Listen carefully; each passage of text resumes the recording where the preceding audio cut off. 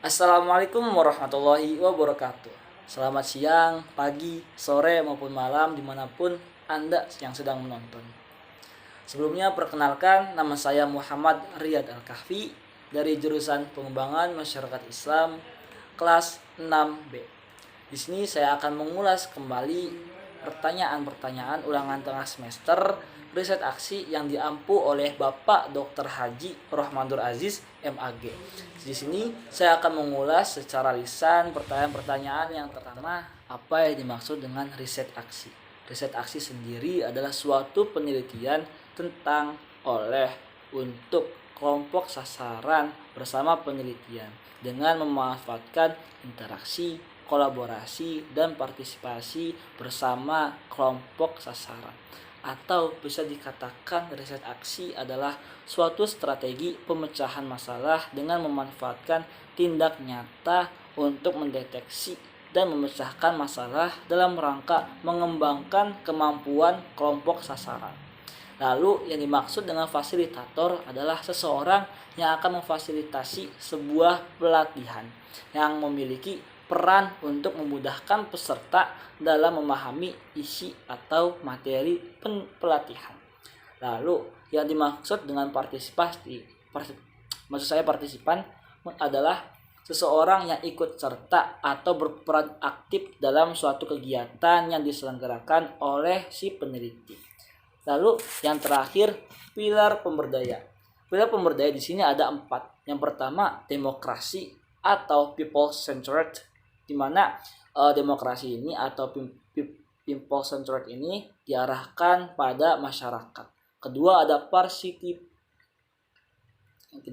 partisipatoris atau keterlibatan semua orang, baik itu peneliti maupun kelompok sasaran. Yang ketiga ada empowering. Empowering adanya hak dan kewajiban serta mempunyai job desk tersendiri.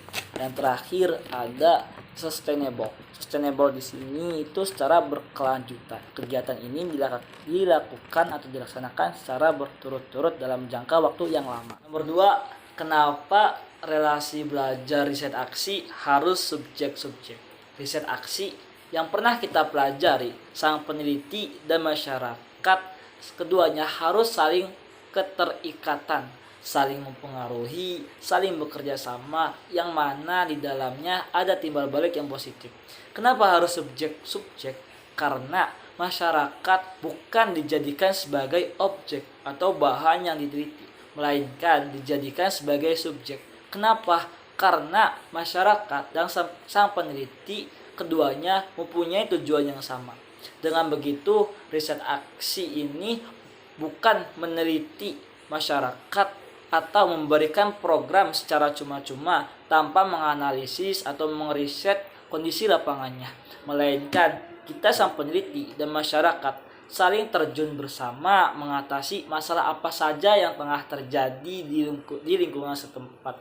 Dengan begitu, peneliti dan masyarakat saling berupaya langsung dalam memperbaiki masalah atau fenomena yang sedang dikaji dan bersama-sama menyusun rencana suatu program agar menjadikan masyarakat ini ke arah lebih mandiri dan madani. Nomor 3, saya mengambil 3 teknik fasilitasi. Yang pertama, diagram Venn. Yang kedua, wawancara terstruktur. Yang ketiga, jadwal sehari. Yang pertama, diagram Venn. Diagram Venn ini merupakan suatu teknik untuk menumbuhkan kesadaran masyarakat tentang keadaan hubungan berbagai kelembagaan, hubungan antar pihak, baik hubungan antar masyarakat dengan lembaga-lembaga tersebut maupun pihak-pihak tertentu yang mempengaruhi kehidupan masyarakat.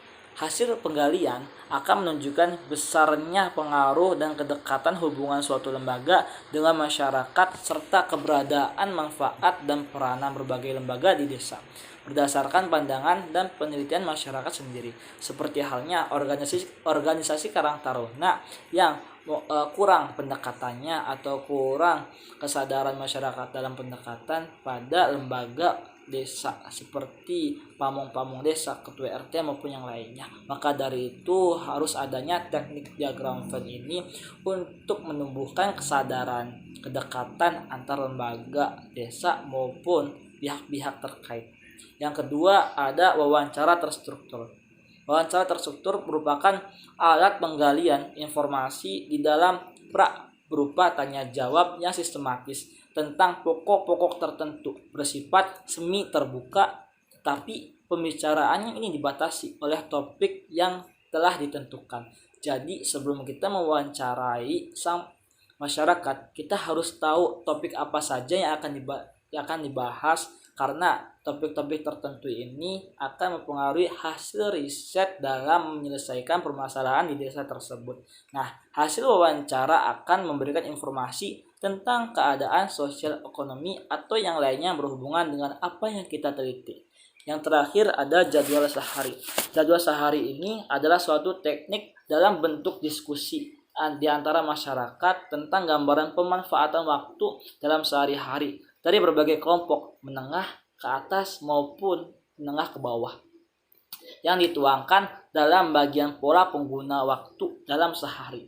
Dalam sehari, misalnya ketika hari Minggu, apa saja waktu kegiatan-kegiatan yang dilaksanakan di hari Minggu, itu kita diskusikan dalam suatu forum resmi yang diadakan oleh sang peneliti dan masyarakat setempat.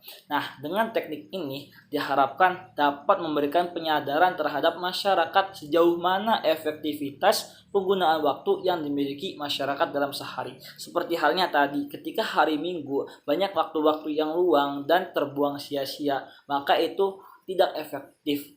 Nah, maka dari itu kita sebagai sang peneliti mengalihkan waktu-waktu tersebut ke waktu-waktu produktif yang sekiranya bisa memajukan desa tersebut dan bisa meminimalisir masalah-masalah yang terjadi di tengah-tengah masyarakat. Pada nomor 4 ini, yang pertama, kenapa riset aksi harus menggunakan siklus?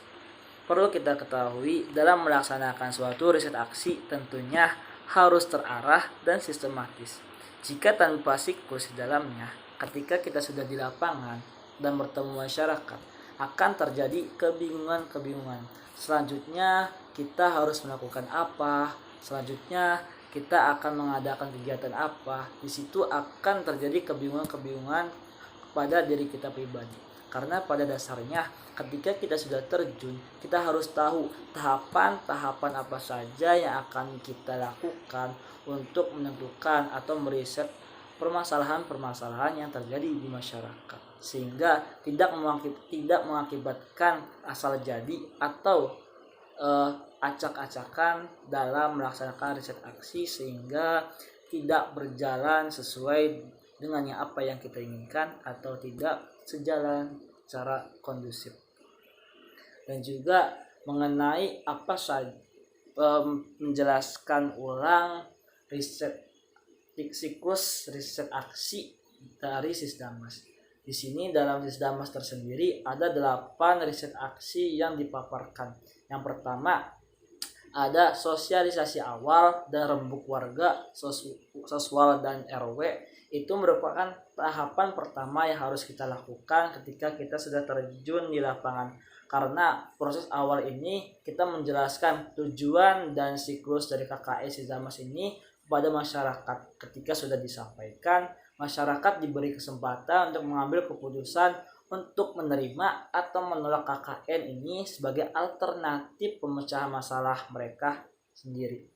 Nah, untuk RW sendiri ini merupakan proses awal dari penjawatan pembangunan partisipatif, karena masyarakat merupakan pemeran utama dan kita selaku PMI hanya mendampingi saja. Yang kedua ada refleksi sosial atau refso. Nah, refleksi sosial ini menumbuhkan kesadaran kritis masyarakat di daerah masyarakat tersebut.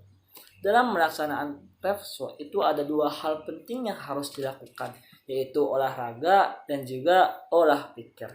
Dan yang ketiga ada pemetaan sosial, proses penggambaran masyarakat yang sistematis sesuai serta melibatkan pengumpulan data dan informasi mengenai masyarakat tersebut. Pemetaan sosial juga disebut sebagai social profiling atau pembuatan profil suatu masyarakat.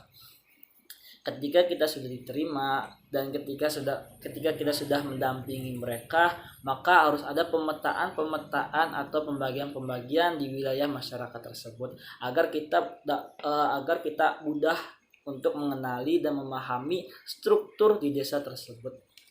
Lanjut, terus ada juga teknis selanjutnya, yaitu pengorganisasian masyarakat atau orgamas. Siklus ini merupakan jawaban dari kebutuhan masyarakat terhadap adanya organisasi masyarakat warga, dan juga warga mampu menerapkan nilai luhur yang dimotori oleh pemimpin yang mempunyai kriteria yang sudah ditetapkan oleh masyarakat.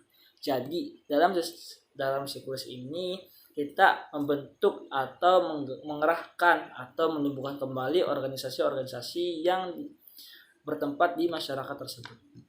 Lalu ada perencanaan partisipatif. Nah, perencanaan partisipatif ini tujuannya untuk menanggulangi hal-hal sosial maupun ekonomi dalam jangka pendek maupun dalam jangka menengah. Lanjut, tentang sinergi program. Nah, sinergi program ini merupakan penetapan kegiatan dan fasilitasi penyusunan proposal oleh Pokja sinergi dengan Musrembang, menggalang keswadayaan warga, fasilitasi kerjasama dengan swasta maupun pemerintah, dan menyusun rencana kerja atau mensinergikan program kerja. Pada tahap ini kita sudah mulai bekerja sama dengan pihak desa untuk menanggulangi permasalahan-permasalahan yang ada dan menumbuhkan atau membuat suatu program yang bisa difasilitasi oleh kami sebagai peneliti dan bisa diterima dengan baik di masyarakat setempat. Lalu ada pelaksanaan program. Ketika kita sudah membuat suatu program, pasti akan ada pelaksanaan program, di mana tujuan ini untuk melaksanakan program atau perencanaan partisipatif. Dan juga dalam program ini adanya pengelompokan kerja atau panitia dengan prinsip-prinsip dari, oleh, dan untuk masyarakat. Dan juga dalam program-program ini akan ditentukan penanggung jawab masing-masing untuk pemetaan sosial yang berada di masyarakat setempat.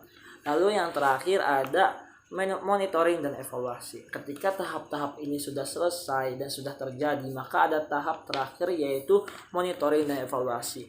Pada tahapan ini, organisasi masyarakat memfasilitasi pertemuan warga bersama pemerintah desa untuk membentuk tim monitoring dan evaluasi. Kemudian akan ada tim yang melakukan tugas monitoring dan evaluasi. Jadi ketika suatu kegiatan sudah terjadi, perlu adanya monitoring dan evaluasi untuk mengevaluasi perkembangan atau kegiatan yang sudah kita lakukan selama untuk penanggulangan sosial atau ekonomi yang terjadi di masyarakat setempat. Mungkin itu saja yang bisa saya sampaikan. Kurang lebihnya mohon maaf jika ada perkataan, pengucapan yang salah, mohon dimaafkan. Sekian dari saya. Wassalamualaikum warahmatullahi wabarakatuh.